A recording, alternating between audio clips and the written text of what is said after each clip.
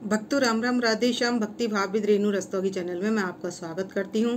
तो जिनका आज जन्मदिन है उन सभी को भी हार्दिक शुभकामनाएं। आशा करती हूं कि आप सब कुशल मंगल होंगे और जिनकी मैरिज एनिवर्सरी है उनको भी हार्दिक शुभकामनाएं। तो आप सभी को जगन्नाथ भगवान के स्नान की, अभिषेक की हार्दिक हार्दिक शुभकामनाएं। तो बात कर लेते हैं हमें अभिषेक कब कराना है। तो हमें अपने जगन्नाथ भगवान जी को जो अभिषेक कराना है वो हमने 22 तारीख को कराना है। 22 तारीख को पूर्णमासी है, तो पूर्णमासी के दिन इनको अभिषेक कराया जाता है। तो गर्भगृह से निकाला जाता है जगन्नाथपुरी में। जगन्नाथ भगवान को गर्भगृह से निकालकर 108 खड़े होकर जल से उनको स्नान कराया जाता है और इनका अभिषेक पंचामृत से भी कराया जाता है। तो भक्तों, हम अपने घर में स्नान कराने के लिए ले लेंगे एक प्लेट या कटोरी, जो भी आप लेना चाहें वो ले लेंगे, और एक ले लेंगे मटका। तो एक मटका ले लेंगे ये, तो और एक ले लेंगे दर्पण। तो उससे हम इनको स्नान कराएंगे। तो भक्तों, ये मैंने दर्पण ले लिया है। तो देख सकते हैं आप कि मैंने किस तरीके से इनको दर्पण, ये हमारे जगन्नाथ जी बैठे हुए हैं, तो ठीक इनके सामने ही आपको क्या करना है, दर्पण लगा लेना है, जिसमें जगन्नाथ जी की प्रतिमा आपको साफ साफ दिखाई दे। तो आपको हम घड़ों से जब गर्भगृह से निकालेंगे तो हम जगन्नाथ जी को स्नान कराएंगे। तो आप अलग अलग कटोरी भी ले सकते हैं या एक साथ भी करा सकते हैं। स्नान तो अलग अलग ही कराना है। तो हम यहाँ पर इस तरीके से ये जल से स्नान करा देंगे। ओम नमो भगवते वासुदेवाय, इस तरीके से मंत्र बोलते जाएंगे और अपने जगन्नाथ जी भगवान को स्नान कराते जाएंगे। तो ये हो रहा है हमारा जगन्नाथ जी का स्नान, यानी कि कृष्ण जी का स्नान। अब ऐसे ही हम क्या करेंगे, ये सुभद्रा हैं, तो इनके सामने हम ये दर्पण के सामने इनको यहाँ पर ये सुभद्रा जी के लिए स्नान करा देंगे। और यहाँ सामने है ये बलदाऊ भैया, तो इनको भी क्या करेंगे, इसी तरीके से हम स्नान करा देंगे। तो सभी के फेस के सामने हम रखते जाएंगे और इनको स्नान कराते जाएंगे। तो वो आपकी इच्छा है, आप एक से भी करा सकते हैं, एक साथ भी करा सकते हैं और अलग अलग कटोरी में भी स्नान करा सकते हैं। तो 1 से 8 घड़े से हम इस तरीके से कराएंगे इनको स्नान।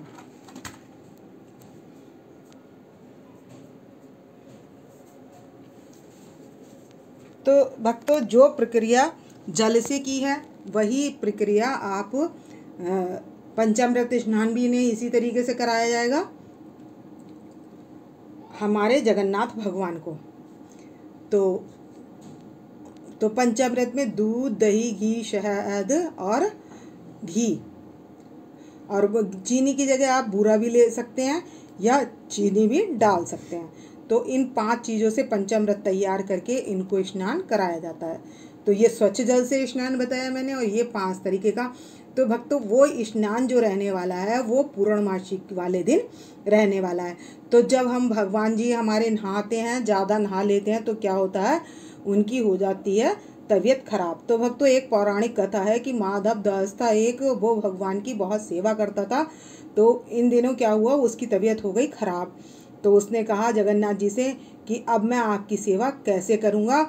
और वो तबीयत उसकी ज़्यादा खराब हुई थी, तो इसलिए भगवान ने कहा था कि मैं 15 दिन तक बीमार हो जाऊँगा, तो जो तुम्हारा जो रोग है वो मैं अपने ऊपर ले लूँगा। तो जगन्नाथ जी जो हैं वो बड़े बड़े, मतलब संसार में सबसे बड़े जो नाथ हैं, पिता हैं, वो जगन्नाथ जी हैं, और बड़े बड़े संकटों का टालने वाले भी हमारे जगन्नाथ जी हैं। तो जगन्नाथ जी में क्या होता है, इसके बाद जब ये बीमार हो जाते हैं तो ये 15 दिन के लिए बीमार होते हैं। तो बीमार में जब ये बीमार हो जाते हैं तो ये कहाँ पहुँच जाते हैं, गुड़ीचा मंदिर। गुड़ीचा मंदिर, वहाँ पर क्या होता है, इनके रथ तैयार किए जाते हैं। तो गुड़ीचा मंदिर में 2-3 महीने पहले से ही रथ की तैयारी होने लगती है। तो जब हम जगन्नाथ जी गए थे तो वहाँ पर रथ की तैयारी हो रही थी। तो इनको रथ में लेकर आया जाता है। तो किसको लेकर आया जाता है, सबसे पहले लगता है नंबर बलदाऊ भैया का। तो इनको सबसे पहला रथ जो तैयार किया जाता है वो बलदाऊ भैया के किया जाता है। वो पहले इनको बिठाया जाता है, उसके बाद सुभद्रा जी को बिठाया जाता है और उसके बाद हम बिठाते हैं अपने कृष्ण जी को। तो कृष्ण जी को तीसरे रथ में वहाँ बिठाया जाता है। तो गुड़ीचा मंदिर में जब बन रहे थे रथ तो हम दोपहर भी हो गई थी, तो इसलिए हमें जाने से मना कर दिया था। तो हम रथ के दर्शन तो नहीं कर पाए, लेकिन हाँ हम अपने घर पर जो रथ यात्रा कराएंगे वो करवाएंगे हम 7 जुलाई को। तो लड्डू गोपाल जी की रथ यात्रा की और आप जगन्नाथ जी की रथ यात्रा एक साथ कर सकते हैं। तो जैसे लड्डू गोपाल जी की रथ यात्रा निकलते हैं, ऐसे ही जगन्नाथ भगवान की भी यात्रा निकलती है। तो उसमें अगर ये आपको यदि ओम जय जगदीश की आरती याद है, वो तो सभी को याद होती है, तो वो कर सकते हैं। नहीं तो जगन्नाथ भगवान की भी आरती जय जगन्नाथ ऐसे करके है, तो आप वो आरती भी कर सकते हैं।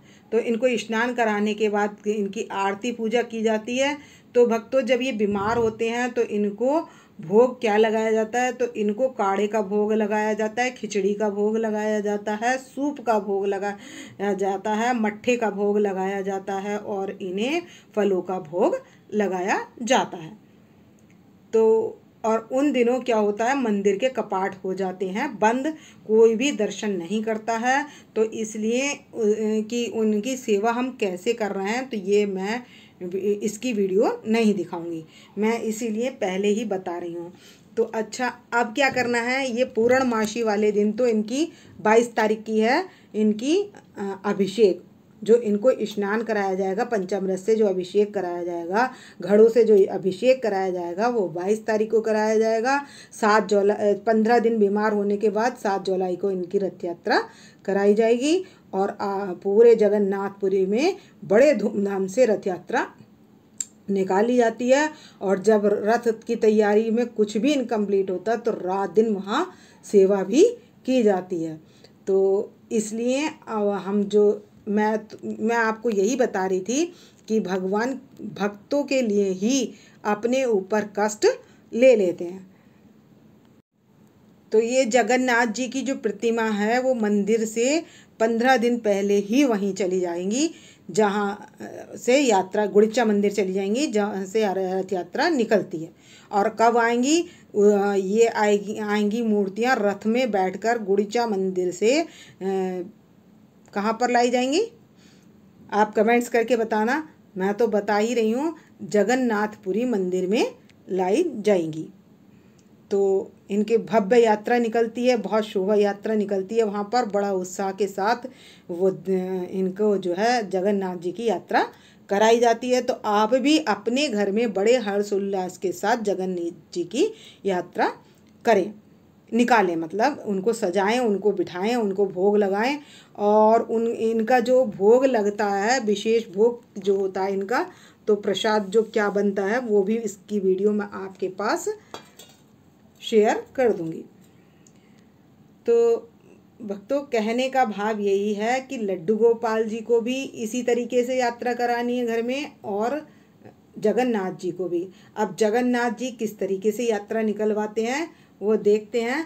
तो मेरे पास तो रथ है, पर है छोटा ही, और मेज हम उनको तैयारी कर लेंगे और रथ आगे लगाकर उनको तीनों को एक साथ बिठाकर आपको दर्शन कराएंगे। बाकी देखते हैं जगन्नाथ जी क्या करवाते हैं और आप लोगों के कमेंट्स क्या आते हैं और कि किस तरीके से करानी है। और मैं अभी इस वीडियो के बाद इनकी ड्रेस की जो मैंने ड्रेस बनवाई है वो वीडियो भी अपलोड करने वाली हूँ। तो आप पहले तो कमेंट्स करके ये बताइए कि आपको इनके दर्शन, हमारे जगन्नाथ जी के दर्शन कैसे लग रहे हैं। मैंने श्रृंगार दर्शन नहीं डाला है क्योंकि वीडियो काफ़ी लंबी हो जाएगी। तो और ये चीज़ें जो हैं ये बतानी ज़रूरी थी कि कब से कब तक करना है। तो इनको 15 दिन यानी कि मावस से पूर्णमासी से लेकर मावस तक, दोज तक, इनको दोज वाले दिन रथ यात्रा निकलेगी, तो इन्हें तब तक आराम करवाना है 22 तारीख के बाद से। तो 15 दिन जब पूरे हो जाते हैं तो इनकी रथ यात्रा 7 जुलाई को निकलने वाली है।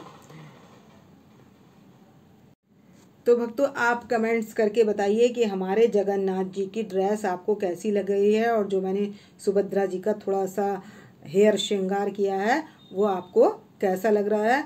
तो आप जय जगन्नाथ जी कहकर भगवान जी के चरणों में हाजिरी लगा सकते हैं। तो मिलते हैं नेक्स्ट वीडियो में। तो इस वीडियो का करूँगी मैं यहीं पर एंड। यदि आपको मेरी वीडियो पसंद आए तो प्लीज़ लाइक करें, सब्सक्राइब करें और कमेंट्स करना ना भूलें। भक्तों राम राम, राधे श्याम।